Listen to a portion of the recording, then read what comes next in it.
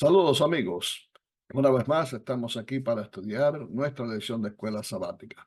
Hoy vamos a tratar acerca de las parábolas de Jesús que aparecen en el capítulo 4 del Evangelio de Marcos. Entre ellas la parábola del sembrador, la lámpara encendida, la cesta para medir y también la semilla y su crecimiento. Leemos en la primera parábola en Marcos capítulo 4 versículos 1 a 9.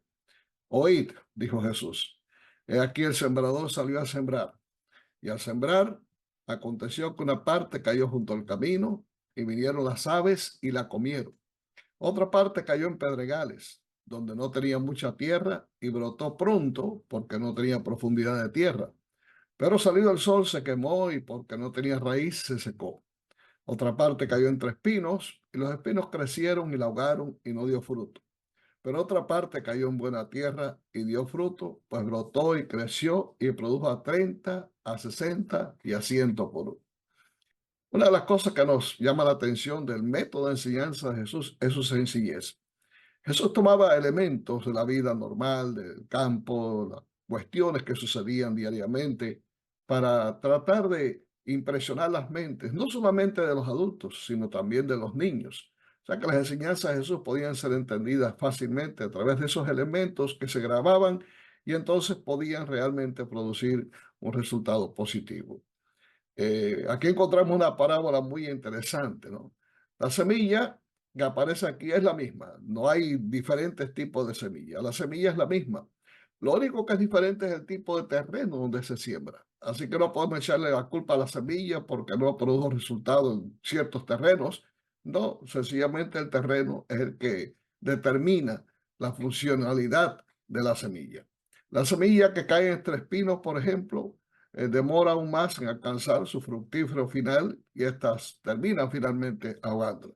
La semilla que cae en terreno bueno es la que tiene un desarrollo más prolongado, presumiblemente toda una estación de crecimiento en armonía, indudablemente con el patrón de un cereal.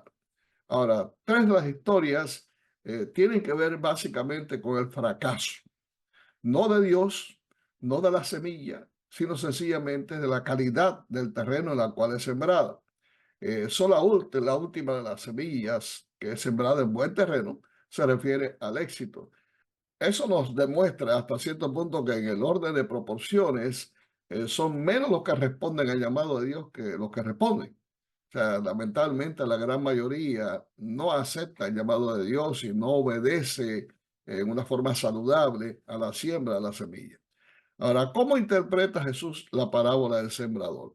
Jesús mismo explicó que el sembrador es el que siembra la palabra. Y estos son, dice él, los del junto al camino, a quienes se siembra la palabra. Pero después que la oyen, dice enseguida, viene Satanás y quita la palabra que se sembró en sus corazones. Estos son asimismo los que fueron sembrados en pedregales, los que cuando han oído la palabra, al momento la reciben con gozo, pero no tienen raíz en sí, sino que son de corta duración, porque cuando viene la tribulación o la persecución por causa de la palabra, luego tropiezan. Estos son los que fueron sembrados entre espinos, dijo Jesús. Los que oyen la palabra, pero los afanes de este siglo y el engaño de las riquezas y la codicia de otras cosas entran y ahogan la palabra y se hace infructuosa. Y estos son los que fueron sembrados en buena tierra, los que oyen la palabra y la reciben y dan fruto a 30, a 60 y a 100 por uno. O sea, eso es bastante claro. En la explicación prácticamente no tenemos que agregar más nada a lo que Jesús presentó aquí. Y él se preocupa de que podamos entender realmente no solamente la explicación de la parábola, sino no diría hasta cierto punto poder interpretar a través de las palabras de Jesús e identificar qué clase de terreno somos realmente nosotros. Porque de la forma en que nosotros nos clasifiquemos, así será la respuesta que demos al llamado de Dios para nuestra vida.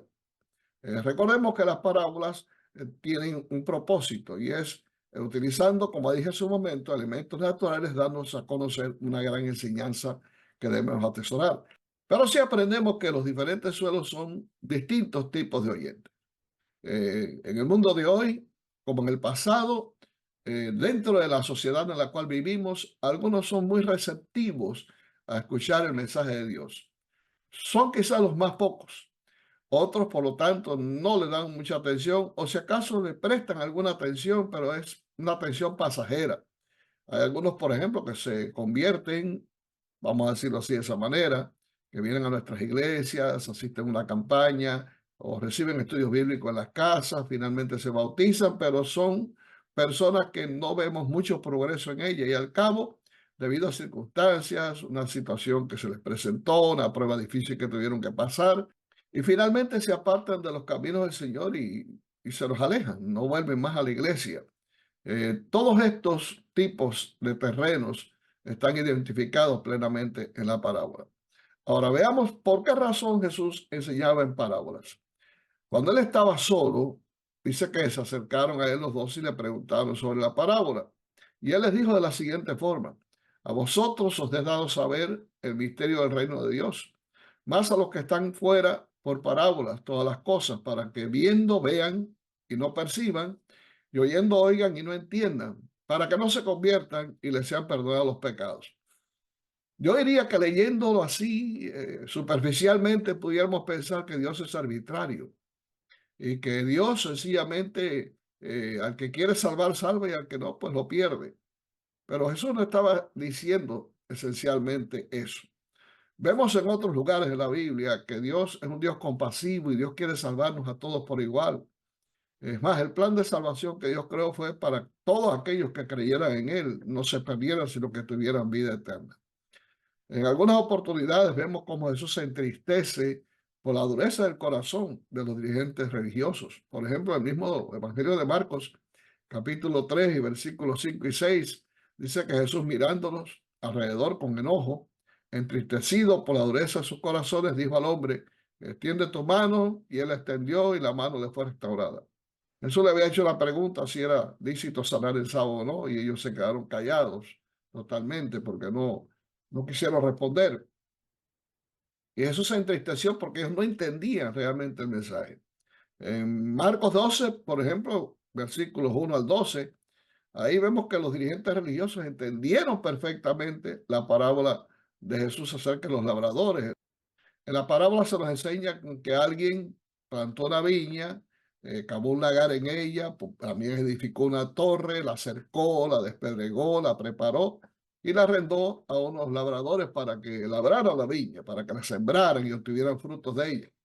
Al cabo envió, él dice en la parábola que él se fue lejos y entonces envió a sus representantes para recoger el fruto, el interés de lo que había obtenido la viña.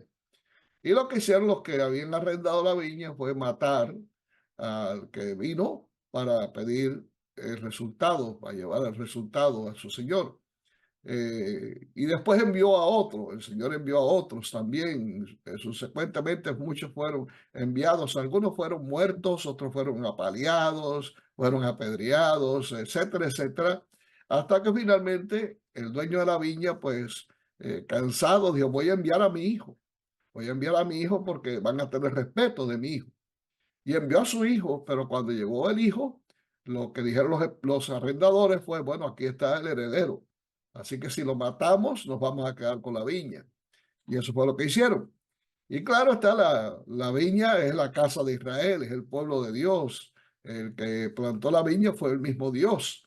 Y los que fueron enviados fueron los profetas para alertar al pueblo, para anunciar el mensaje de Dios, para amonestarlos cuando era necesario. Y lo que hacían era rechazarlos, los mataban, los apedreaban, etcétera. Hasta que finalmente Dios envió a su hijo, porque tendría el respeto de su hijo. Lo que hicieron fue precisamente matarlos para quedarse con la viña, ¿no? Los que estaban allí, los fariseos, los sacerdotes que se encontraban ahí presentes, entendieron perfectamente lo que Jesús estaba diciendo. Sabían que los labradores se referían a ellos. ¿Y qué hicieron? Bueno, procuraban aprenderle porque entendían que decía contra ellos aquella parábola, pero tenían la multitud allí presente, tenían miedo a la multitud y dejándole se fueron. Entonces ellos entendían, no es que Jesús decía estas cosas para que no entendieran. Lo que sucede es que sencillamente el efecto de la parábola no era lo mismo en una que otra persona. Recordemos lo de los terrenos. Unos aceptaban el mensaje, eran receptivos al mensaje, otros cerraban el oído al mensaje y finalmente sus corazones se endurecían, tal como ocurrió con Faraón. No era el propósito de Dios que Faraón se perdiera, sino que sencillamente los mensajes que Dios enviaba a través de las plagas endurecían más el corazón de Faraón. Yo comparo esto con el efecto que hace, por ejemplo, el sol. Si tú pones una barra de mantequilla al sol que está haciendo acá en la Florida, que es bastante ardiente, en menos de nada se va a derretir. Pero ese mismo sol endurece la arcilla. O sea, el sol es el mismo. Lo que sucede es que la materia prima es diferente y los rayos del sol van a ocasionar diferentes resultados dependiendo del tipo de material. Así que eso mismo es lo que sucede con el corazón humano. Esto nos trae a la mente lo que dice el profeta Isaías, el capítulo 6, versículos 9 y 10. Y dijo, anda y di a este pueblo, oíd bien y no entendáis. Ved por cierto, mas no comprendáis. Engruesa el corazón de este pueblo y agrava sus oídos y ciega sus ojos para que no vean con sus ojos, ni oiga con sus oídos, ni su corazón entienda, ni se convierta y haya para él salida. O sea que no es que Dios exactamente quiera hacer que la gente no entienda, que la gente se endurezca, que la gente rechace. No, sencillamente es que el mensaje produce efectos disímiles en cada tipo de persona. Así es. En Isaías 6, el mensaje pretende despertar al pueblo a fin de que se arrepienta de sus malos caminos, que se convierta al Señor, pero los resultados, repito, son diferentes de acuerdo al tipo de terreno de cada corazón. Para entender esto, pues indudablemente la clave está en Marcos capítulo 3 y versículo 35. Jesús dijo allí que solamente aquellos que hacen la voluntad de Dios son los que pertenecen a su familia. Esa es la familia del Señor. Y Dios quiere que hagamos su voluntad. Dios quiere que cuando escuchemos el mensaje seamos receptivos al mensaje. Muchas veces el mensaje duele, muchas veces el mensaje no es lo que nosotros quisiéramos o esperáramos, pero es lo mejor para nosotros. Dios nunca va a decirnos algo, Dios nunca va a tratarnos de una manera que no sea la mejor para nosotros, que no sea la mejor para corregir nuestros malos caminos y tratar de que enderecemos la senda y podamos seguir finalmente por la ruta correcta. Veamos otra parábola de Jesús, la parábola de la lámpara. ¿Cuál es el énfasis especial de Jesús en la parábola de la lámpara? Leemos el pasaje. También les dijo, ¿acaso se trae la luz para ponerla debajo de la mesa o debajo de la cama? ¿No es para ponerla en el candelero? Porque no hay nada oculto que no haya de ser manifestado, ni escondido que no haya de salir a la luz, dijo Jesús. Bueno, en el tiempo de Jesús, las casas eran totalmente diferentes. Las casas se construían con un patio en el centro. Hoy muchas casas, las casas coloniales, por ejemplo, tenían un patio en el centro y todo lo demás, la demás edificación, los cuartos, la cocina, etcétera, etcétera, estaban alrededor de esa plaza. Y en aquel tiempo pues era así también. Pero es probable que Jesús se estuviera refiriendo aquí a las casas pequeñas, casas de los agricultores, de la gente pobre, de los pescadores. Pero independientemente del tamaño de la casa aludida, lo importante aquí es el principio enseñado por Jesús. En aquel tiempo no había luz eléctrica, de manera que para poder alumbrarse, cuando había oscuridad de la casa, y de hecho muchas casas no tenían ventanas, solamente una puerta por la cual se entraba, pues necesitaban una lámpara encendida para poder alumbrarse. Y claro está, usted no va a poner una lámpara debajo de la mesa, usted va a poner una lámpara en un lugar alto para que pueda alumbrar a todos los que están en la casa. Así que el principio enseñado por Jesús es un día, la verdad acerca de Jesús será revelada. Y esa verdad debe iluminar a todos, no a unos pocos. No, la verdad de Dios, el Evangelio de Dios es para todo el mundo. Será predicado el Evangelio en todo el mundo para testimonio a todas las naciones, dijo Jesús en Mateo 24:14. La lámpara existe con un propósito y el propósito es precisamente dar luz. De lo contrario, ya pierden su razón de ser. Si usted no tiene necesidad de una lámpara, usted no la usa. Pero cuando hay necesidad, usted la usa. En el libro del profeta Isaías también se nos menciona de que es la hora de levantarse y alumbrar. Ha venido tu luz, la gloria de Jehová ha nacido sobre ti. Y el Señor nos dice a través del profeta, levántate, resplandece. Y si tenemos una luz, tenemos que diseminarla por todas partes, porque hay mucha gente que está viviendo en oscuridad, hay gente que está viviendo en un estado de pobreza espiritual, a más que física, y necesitan ser iluminadas con el precioso evangelio del reino. Ahora bien, en Marcos capítulo 4, versículos 24 y 25, Jesús menciona otra parábola, que es la parábola de la cesta para medir cereales. ¿Qué lección está Jesús enseñando con la parábola del almud o la cesta para medir cereales? Leamos el texto. Les dijo también, mirad lo que oís, porque con la medida con que medís, os será medido. Y aún se os añadirá a vosotros los que oís. Porque al que tiene se le dará, al que no tiene, aún lo que tiene se le quitará, dijo Jesús. Yo recuerdo cuando pequeño, que en aquel entonces, cuando usted iba a una tienda a comprar algunos productos para el hogar, por lo menos en mi país, siempre se pedía lo que se llamaba la contra. La contra era simplemente un regalito que te daba el bodeguero, con lo cual trataba de asegurar al cliente, digamos que usted compraba cualquier cosa, arroz, frijoles, lo que fuera, y usted decía, bueno, me da la contra de sal, por ejemplo, de azúcar, de café, lo que sea, y entonces le daba algo para gratificar el que usted haya ido allí a hacer esa compra. Y así mantenían al cliente, ¿no? Entonces Jesús está hablando de esta forma. Cuando vayamos a favorecer a alguien, no seamos mezquinos, es lo que dice Jesús, sino más bien seamos espléndidos. Siempre añadir algo más, ¿no? Ahora en aspectos espirituales, el Señor nos está enseñando algo muy claro. Tengamos presente que cuando medimos a los demás, cuando tratamos de clasificar a la gente, hay que tener mucho cuidado con eso porque realmente podemos nosotros ser clasificados de igual manera. En la forma que juzgamos a los demás, así podemos ser juzgados también nosotros. Ciertamente, en la parábola de Jesús hay muchas formas de interpretar estas parábolas. Y esta, sobre todo, podemos interpretarla de diferentes maneras, pero creo que el objetivo fundamental de la parábola es enseñarnos a tener mucho cuidado de cómo nosotros clasificamos a las personas, cómo nosotros juzgamos las intenciones de los demás, cómo nosotros tratamos a la gente. Siempre debemos tener en nuestra mente el concepto claro de que muchas veces nos equivocamos, a veces por juzgar a una persona por su apariencia, esa primera impresión que a veces nos engaña. Tenemos que tener cuidado al respecto. A veces tenemos que buscar la manera de darle más tiempo para poder realmente conocer a las personas y tratar de la forma correcta. Pero sea como sea, nunca somos nosotros autorizados a juzgar las intenciones de los demás.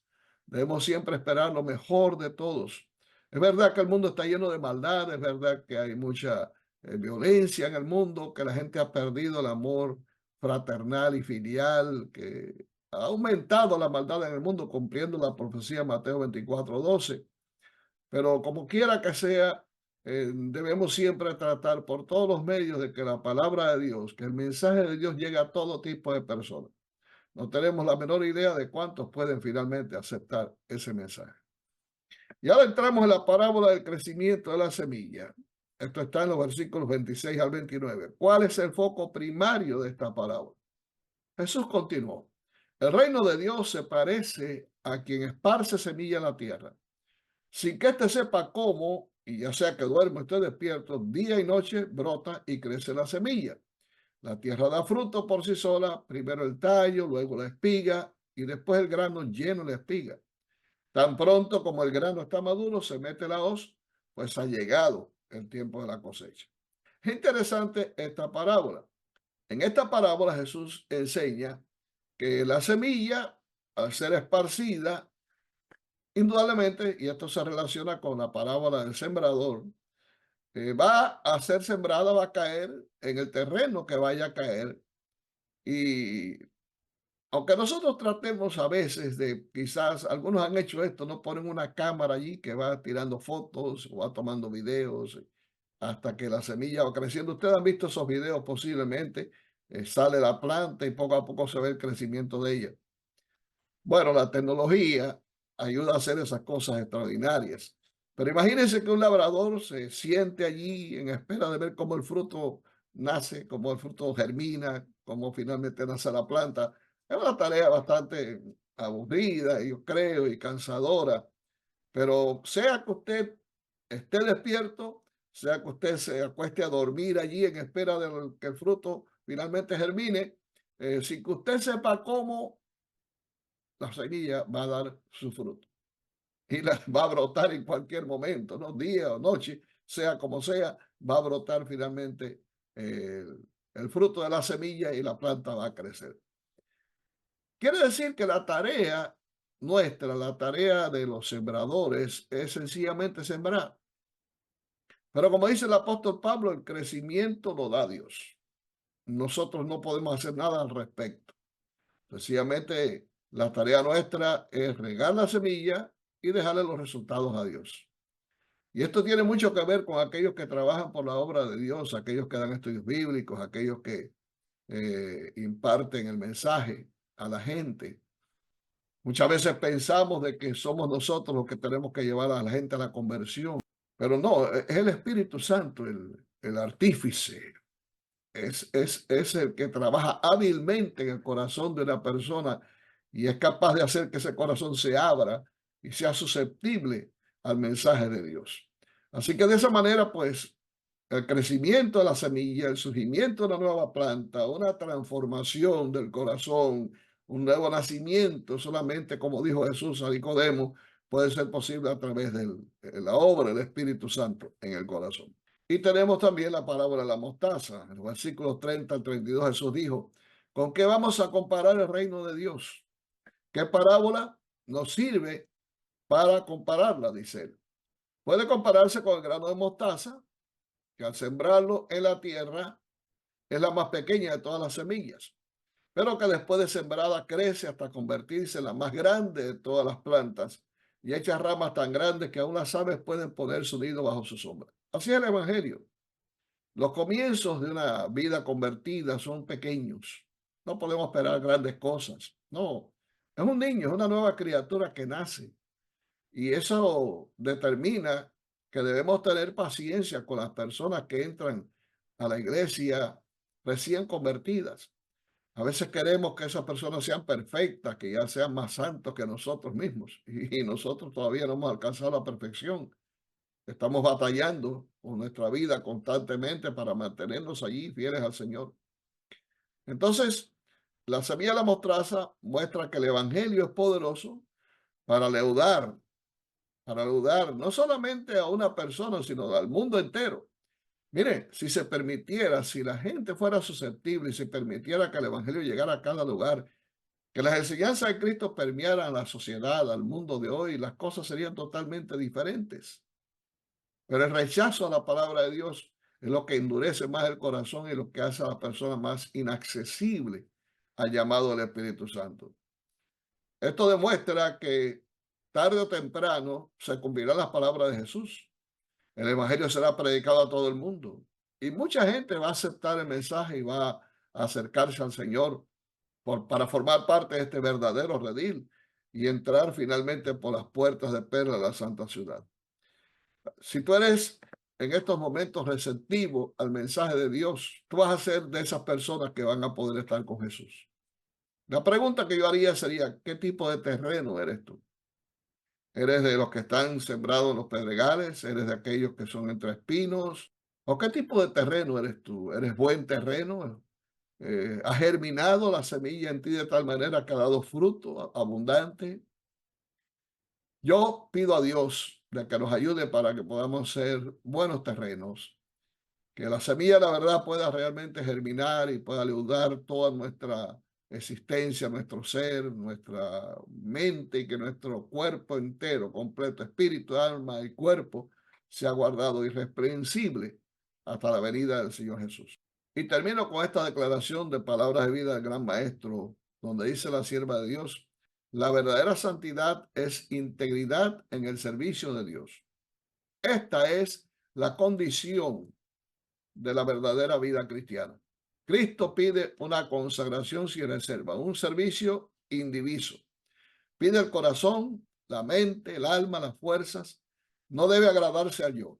El que vive para sí no es cristiano. Que Dios nos bendiga, que Dios sea con nosotros y nos guarde de todo mal y que Dios nos acompañe, que podamos cada día ser más receptivos a la verdad y convertirnos en luces, que podamos diseminar los rayos del sol de justicia en todo lugar. Nos vemos la próxima. Hasta luego.